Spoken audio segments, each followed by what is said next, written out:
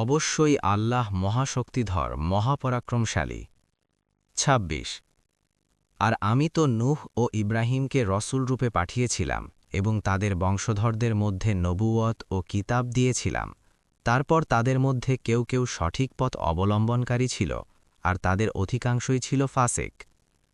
২৭ তারপর তাদের পিছনে আমি আমার রসুলদেরকে অনুগামী করেছিলাম এবং মারিয়াম পুত্র ঈসাকেও অনুগামী করেছিলাম, আর তাকে ইঞ্জিল কিতাব দিয়েছিলাম, এবং যারা তার অনুসরণ করেছিল তাদের অন্তরসমূহে করুণা ও দয়ামায়া দিয়েছিলাম। আল্লাহর সন্তুষ্টি লাভের আশায় তারাই বৈরাগ্যবাদের প্রবর্তন করেছিল। এটা আমি তাদের উপর লিপিবদ্ধ করে দেইনি।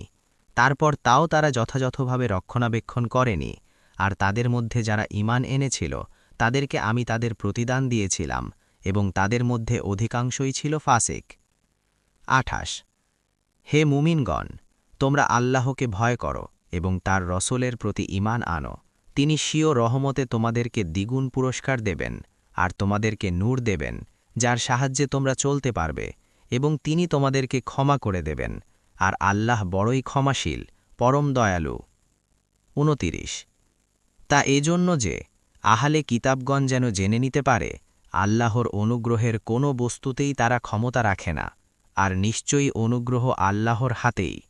যাকে ইচ্ছা তিনি তা দেন, আর আল্লাহ মহা অনুগ্রহের অধিকারী।